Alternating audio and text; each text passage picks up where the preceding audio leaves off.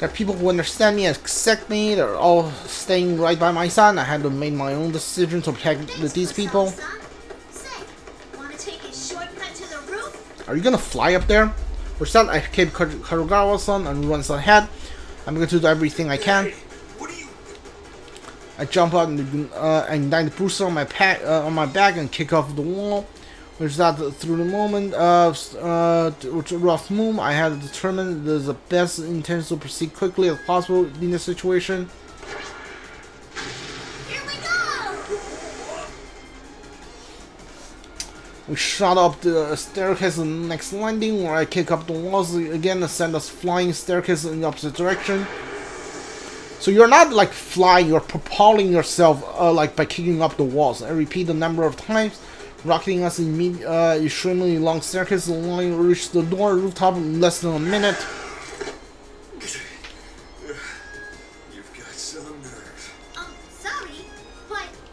It's fine. Looks like I can trust you to get things done.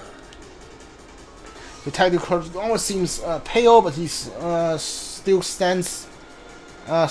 I see the strength of will in his eyes. He speaks to me. From here on, this is a battle that only you can fight. He opens the door silently. The chilling air from outside rushes through the gate. Their lives in your hands. Like, can you even feel cold air? Toshikawa-san opens the door fully, and the winds whip out dust. I mean, like, you have the plume of dust, which means you have emotion. But, like, can you feel things like hot and cold? Like, can you feel wind blowing into your, like, skin?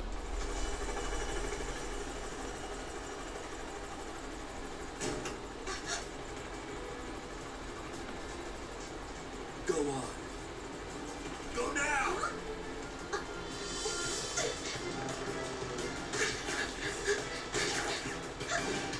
Gotcha! Okay! Kikuru-san, let's go!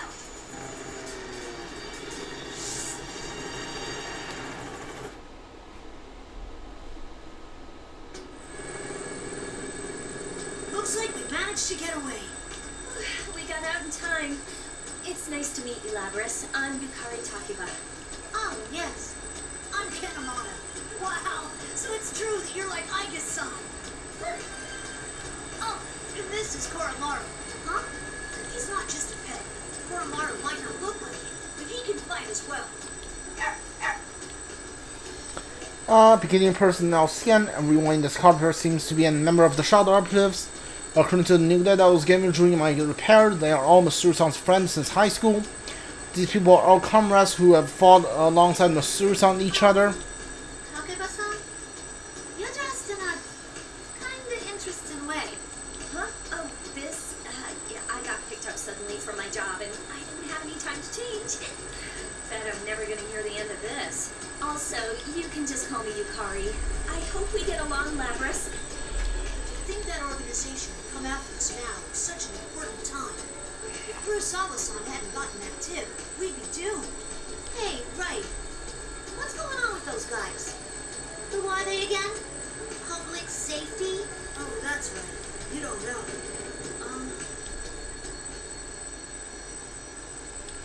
Ken-kun politely explained the situation to me. Some people in public safety department don't think well of the Shadow Operatives. When Matsuru-san and the others went missing, public safety took advantage of the confusion and attempted to take control over Shadow Operative headquarters. They have been trying to remove Matsuru-san from her position, but showing up at the lab and in an attempt to confiscate me for evidence. To move this quickly after she disappeared, though, public safety must have some way of knowing what's going on with the Shadow Operatives. They say Mitsuru-san set everything up. She would never. Set up what? Set up her own disappearance? I can't understand it either. All this about honor and adult circumstances is foolish. Yeah, but there are some people in public safety who don't agree with that. Or else Kurosawa-san wouldn't have gotten that anonymous tip. Oh, that reminds me. I wonder if Kurosawa-san's okay. Koromaru says that he's alright. Huh? And you understand dogs too, Yukari-san? Well, no, but I've known Koromaru for a while, and that just seems like what he's saying. I'm sure Kurosawa-san will be just fine. Like, Koromaru's like, hey, I'm hungry, feed me. Koromaru's wife reminds me of something. Snowy, my friend who I met on that southern island. I can tell from Yukari's words that all the other people here in this helicopter know each other very well. So where are we going now anyway? We're gonna go look for Mitsuru-san and them, right? Right. It looks like there was an increased shadow reading someplace called Inaba, and they were headed there. We'll go that way for now. Inaba. That's right, this could be a continuation of the events from yesterday and Ordeal. Elizabeth's words from dreams echoing in my mind. So gloomy. I'm sure Mitsuru-senpai's fine. She's got Akihiko-senpai, Fuka, and even Agus with her after all. Oh, right. You're Agus' sister, aren't you? Yeah, that's right. I was made just before her, though. You were made 2 generations before her. Like, I guess the generation 7, your generation 5. You seem so stiff. You don't need to be so polite with us. I heard that you were an earlier model than Aigi's son, but you don't seem less advanced at all. You seem perfectly normal. Do you fight with that action carry? Could I touch it? The 2 of them are interacting with me quite normally, even though they know I'm a machine. Even though they must know what happened in Inaba and about my past. That acceptance makes me happy. Kuromaru-san is gazing intensely at me too. Yukari-san, have you been able to make contact with Iori-san? Kuromaru's like, I've been asking for food for 5 minutes. If you're not gonna feed me, I'm gonna start biting this robot chick. A voice from the cockpit interests us. Kuruno-san, Masuru-san's mate, is in the pilot seat. She seems demure, but she can pilot helicopters like this. Her skill seems to know no limits. But I've been told that Kuruno-san isn't a Persona user. Isn't it dangerous for her to come with us in a situation like this? I completely forgot. Hold on a sec. Ikari-san posts on herself and seems they're trying to meet up with Junpei Yurori, another part-time Shadow Operatives and also a fellow comrade since high school. While Yukari-san is on the phone, I decided to ask Kuruno-san about the doubts I have. Sakawa-san, you're not a Persona user, are you? Please call me Kikuno. And no, I only have the potential towards the dark hour. Oh, I didn't know you had that. Even the maids in the Kiricho family are amazing. So, like, you have potential to awaken to a persona, but you haven't yet. Is that what you're saying? So that means you can't fight shadows, right? And ain't it dangerous for you to come along? I have the correct information. Then the grotesque monster known as shadows or enemies can only be defeated by people who can use personas. In other words, since Kuruno-san is no ordinary human, she could never defeat a shadow, even if she was the most profane warrior in the world. If she never encountered a shadow on her own, Kuruno-san would face imminent death. And yes, she smiles warmly as she answers me. There are more ways to deal with shadows than the direct method. We've never met in person, but I was involved in the operation to rescue you last time. We all do whatever we can to the best of our abilities to fulfill the roles we've been given. That is what it means to fight. Wow, she's a true professional. To be honest, I don't understand. True, Kuruno-san is helping us by piloting the helicopter for us, but if that's all it took, someone could easily program me with the ability to fly the helicopter, and there could be no need for Kuruno-san to be exposed to the danger of having to join us this operation. I can't think of another word to say. I look away from her. I end up meeting with Kinkun's eyes, and I feel a little awkward. It's no use, he's not picking up. This is so important. Why now? Yukari-san puts down her phone and turns to us again. Everyone's attention returns to getting up to speed in the current situation. We'll just have to begin our search on our own. You know, Kikuno-san, I'm surprised you knew where we were without having to contact us at all. I traced the GPS signals from your cell phones. We're still partners with the police force, so it's no problem to do that in an emergency. Then again, we've just seen how even that doesn't always help. You mean about Junpei-san? It's like he's going out of his way to inconvenience us. Yukari-san assigns her an exasperated expression. The reflection on Junpei-san appeared to be somewhere for an odd person. Kuruno-san taps her arm set a reminder or something. I almost forgot. Lapra-san, please review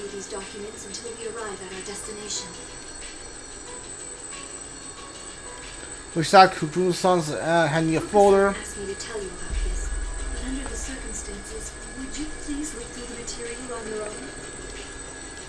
I flip through documents in the thick file. I notice a certain name appears. Masaru Takahiko and the name of everyone else. What is this? It's a summary of the activities that took place 3 years ago. 3 years ago. You must mean... I see. Whoever's behind what's going on is definitely connected to those events. 3 years ago referred to the incidents leading to Masaru-san. The rest of the meeting, I had the chance to go over the detail, but especially the case that becomes into Masaru-san's establishing the Shadow Operatives and the bonds they had formed among each other. They are nurtured through the battles that took place back then. Such deep connections looks really to my eyes. I decided that's important that I learn more about what happened then, as important as learning more about who or what whatever's behind the event going on now. If I just want information, I could easily just transfer the data directly to my memory, but by acting and reading like this, I was able to understand what happened. Her thoughtfulness treating me as a person makes me happy. Kukuno-san glanced at me once more, not slightly, as if for approval. I think it looks good on you. A proper appearance is important when going out on a grand stage. Does she mean the uniform I'm wearing? Oh, I get it. She must have been the one who prepared the Ushigami uniform that Kurowa-san gave me. Her sudden compliment is a little embarrassing, but I can't help but smile. I mean, this uniform to me is proof of my connection to Yuko and his friends. Kukuno-san reacts with a small smile, then produce some other item. Ken-san, I have acquired evokers and suitable weapons for you.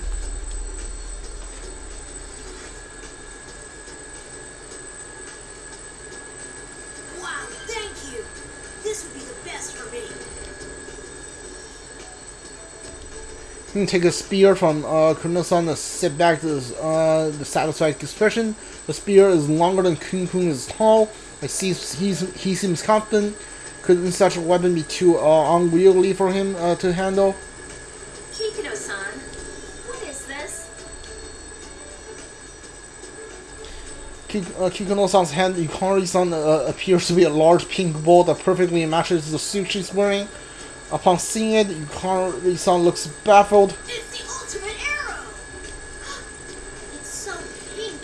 I acquired reference material from the publisher and had it made. Don't worry, it's more functional than the prop on your show.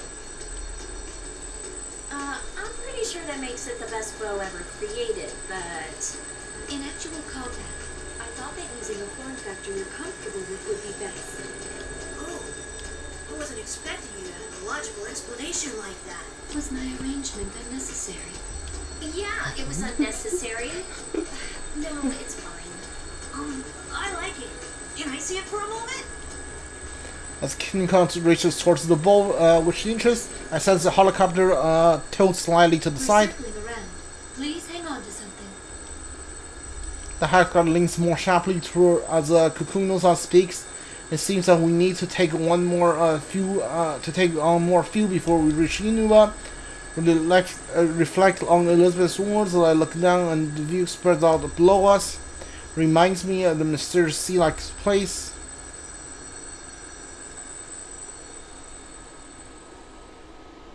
Are we done or what's happening? Alright, we're not done. The air in the helicopter is heavy. Upon reaching the last known location with Sue and the others, we immediately see the guardrail is broken. The car had smashed through it. We look down the cliff to the covered black vehicle below, unmistakable with Masaru-san's limousine. There's no skid mark on the road and indicate the brake and the car's body were seriously damaged. It appears that it had been been going at a very high rate of speed when it hit the barrier. We were impaled in an instant. We were all lost for words. The driver is the only person in the vehicle. Though he was injured, he has no trace of blood from anyone other than him in the car. We wondered for a moment if the others had been able to leave the vehicle, on its own. But if they had, they could have tried to contact us. Also seems odd that they left unconscious and injured men behind. Furthermore, there are no footprints around the vehicle at all. We did another search on GPS signal. We are not thinking of their whereabouts.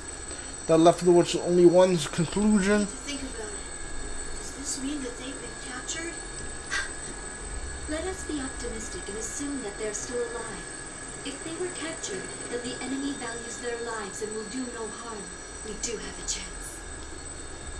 I carried the injured driver from the bottom of the cliffs back to the road. Kukuno-san requested the vehicle transport him to the hospital under Kuruju family's care. Kukuno-san's made this decision since we couldn't be able to explain what happened to a normal ambulance. Also, it's possible that people from public safety could take him away if we reported this to authorities.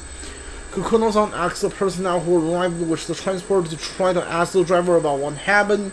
When he regained consciousness, it will likely be difficult. However, this is similar to what happened last time. The driver could have been no memory to the event. Much more people captured me and transported me to Inaba last time. However, there's no guarantee that same thing happened to the limousine driver. Not long after, we were back to the helicopter, which takes us to where we are now. To be honest, everyone's on the lost for how bad the situation is. Ken-kun tries to change the topic, attempts to divert us from our worries. It's amazing that you know how to pilot a helicopter, Kikuno-san. I heard that it's hard to hover in the mountains. Did you train for that? Only a couple of years ago, but I have taken part in an assault operation involving a helicopter. You were in an assault with a helicopter? Where? Just a high school dormitory. Huh? Oh yeah, I remember that.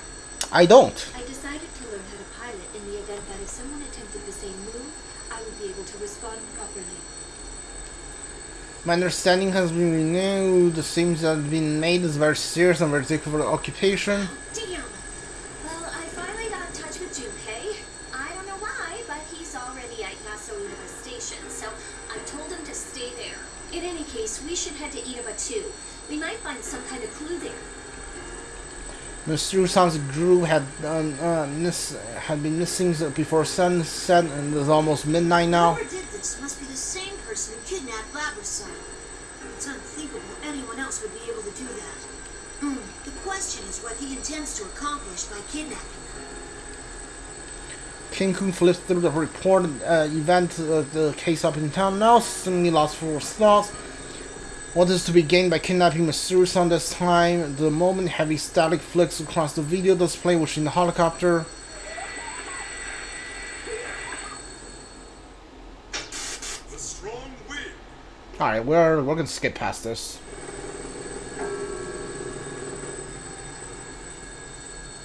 Hey, what was that just now? Weren't those the persona users in Inaba? It showed Mitsuru-senpai and the others, too. I read the case records. If I recall correctly, was that the Midnight Channel that was being broadcast in Inaba? I was on it too, but it wasn't like that last time. All of us in the helicopter are oddly confused. Could broadcast something like that on White P-1 Climax? It's obviously a continuation of the fighting tournament. Suddenly the monitor switches to another feed.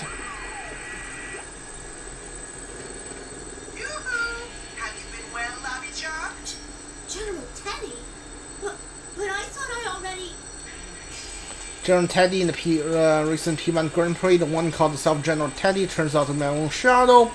Accepted my shadow and gained the persona power to use persona. He's on the screen again, then General Teddy ignores my confusion and continues. There's no way I go away so easily. I mean, a P-1 without me is like a tuna sandwich without the tuna. He can hear us? Isn't he that weird persona user named Teddy? No, he must be the General Teddy who hosted the fighting tournament last time. The records said he'd been eliminated, though. General Teddy, where did you take Mitsuru-san and the others? You won't give us a good answer. You're gonna pay! It's past your bedtime, Cubby. If you're gonna keep giving me lip, I'm not going to explain anything. Explain? That's right. I mean, the three of you are very important guest stars in the P-1 Climax, after all. So you'll participate, of course, right? What? the lives of the hostages, you yapping pup. You don't have any choice but to participate. Huh? The P-1 Climax. It's the end of the world. One-on-one deathmatch that's worthy of the name Climax. And best of all, if you don't win the one-on-one tournament to the finish within the hour, the world will end. No punches pulled this time. I'll make myself clear so that no one misunderstands. This will not be taking place within the TV world. It will, in fact, take place in the reality which you occupy. Enjoy it while you can. All right then. Time to show off how that special stage is going. Video feed switches to something else.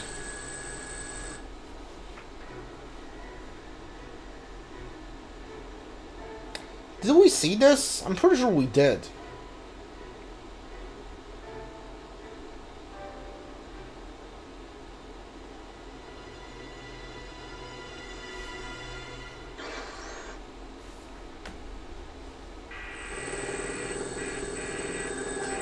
Was that Mitsuru Senpai? Sonata-san, Aiga-san, and Fuka-san too. What will be the fate of our captured queen and her loyal minions? Oh, and this is a no-fly zone. We don't have any room in the parking lot for that thing, so you better start walking to the battleground as a little incentive. Persona! Kintoki Doji! Throw him a tomahawk! What? The missile? With that last command from General Teddy, the monitor turns off. At the moment of silence, crew jumps on shots from the cockpit. No. There really is a missile coming our way. Evasive maneuvers. Brace yourselves. A missile? Ah! As soon as Kukino-san shouts, the helicopter makes the sharp turn and we are thrown to the side. There's a deafening roar and the helicopter shakes madly but recovers. Are we hit? It barely missed, but there's a good chance that it will still detonate. It exploded! Wait, it's a firework? Is that Teddy? Oh yeah, it is. It's Teddy making a face. Moment after the third General Teddy's face and draws the night sky and colorful sparks. It's even managed to capture his image, taunting us with his tongue sticking out. He obviously missed on purpose. It was most likely fired from the direction of Inaba. That is not funny at all! Is he trying to start a war or something? Wait, what is that? There's something in the distance. It's huge! Yakari-san point towards the shape of gigantic building stretching to the sky. Something right is riding around the bizarre structure, trying to evoke the top below it. Is it red fog? Kuno-san's adjust on monitor. It has been displayed. General Teddy laughing face show us the enormous structure up ahead. God, how long is this gonna keep going on? And also Yakari-san and Ken-san both tense up when they catch the sight of it. This is just like Tartarus. Searching data for Tartarus is all fun. Yeah, I don't care. Yeah, we're leaving. We know what Tartarus is. I'm not reading that. But I have to withdraw before we're shot down. But we've come so far. If they fire another one at us, I won't be able to dodge again. Even if it's only a firework, a direct hit can still bring us down. Hold on, Kikuno-san. Can you drop low enough somewhere so we can get out? There's no way. If we land, we'll be sitting ducks. No, once we're out, you get out of here. You don't need to land. What are you saying? Please, do it. Don't worry.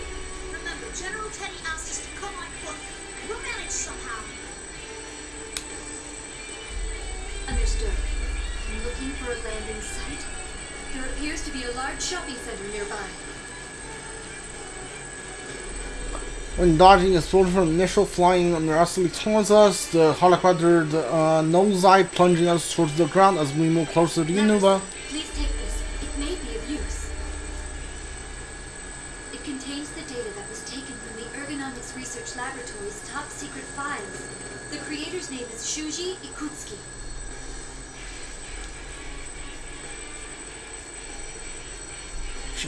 That name was also the document Kurujan gave me. He betrayed Masuru-san. Yeah.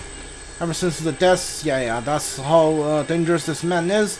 The documents also say the Kurujan took his own life. It was Project Puppet Master. I'm not entirely sure if that's a code or a description of the project. Puppet Master. That'd be something to do with Leonidas? I was only able to decrypt a portion of it, but it seems to be data on an experiment involving a plume of dust. An experiment with a plume of dust. So, why are you giving this to me? It may assist you in determining the enemy's identity. Actually, I found traces of an unauthorized attempt to access this file from outside of the Ergo Research Network. I investigated this and found that the requests made to break in originated from this vicinity, likely from within Inaba itself. Huh? So someone with Inaba knew about that research before all this started and was looking for it? Not slightly the flying to the no of his presence there. The cyber attack wasn't done on some ordinary hacker broke into the server, which means the hacker is probably either the culprit himself or someone connected to them. Prevented the intruder from accessing the file, but the attempted hacker didn't even try to cover their tracks. What? Who would do this? Hacker didn't even attempt to cover this. Yeah, why are you reading? Having me read the same line she just said? Claiming that she wants someone to know about the existence of this file, to fail to access it doesn't make sense. Putting aside whatever the doubts we have, Cruiser continues on. Fragments, but the name Sho Minazuki appears many times in those files. Who is he? Sho, yeah, I don't care if you know his name or not. Last time, no mistake, the person deeply related to the case. Once we crack the encryption, but in case it becomes difficult to transfer the data to you, I'll give you a copy. Then I'll download that data into myself and take a look at the parts that you've managed to decrypt. That would be for the best. Gotcha. Thanks. Dude, if this doesn't end soon, I'm going to, end the stream either way. Hands me a memory, I insert it into my memory slot to save data into my internal memory. This game's story mode is fucking insane. Turn aside most of the extended records, Project Puppet Master, I don't care. I don't care. Oh my god, why is it still going on? Prepare to disembark. Hold on, over there. Isn't there someone on the rooftop? We appeared in the distance beyond the haze of the red fog. Inuma's the roof. Yuku. For a moment, I think I saw someone. The height and physique shape of the roof color resembles anyone I know. Kenkun raises a pair of the binocular and attempt to make out the figure's face. That's impossible. Huh? What's wrong? It's Ikutsuki. Why is it still happening? The name leaves me for word. Perhaps I'm mistaken. I opened the door and helicopter. I ignored the wind lashed between the perhaps on the floor. The helicopter suddenly attacked from an unexpected direction, and the vehicle swarms empty the missile. I look again at the people, the figure at the rooftop. I knew it. The door that doesn't make sense according to the record. Yeah. I don't care. Dora can raise objections. Junton reflex eyes. Enemy draws evoker. Flex the trigger. Yeah. I don't care. I don't care about the story anymore. It's way too effing long. Appears creating a whirlwind around the helicopter that repels attack. Didn't even use my evoker yet. With line translate being able to summon persona without necessary tools aid the summoning. Mysterious on the cube sound reported similar. Yeah, in the TV, but it's in TV. Yeah, the real world, General Teddy's will come to me. I don't care. Don't tell me the same thing at the TV world. What was that? Yeah, you know what? I'm out. I'm not doing this. Yeah. I'll come back tomorrow to keep going, I guess. I'm not gonna keep doing this. This is so dumb. Alright, see you guys all next time. Goodbye.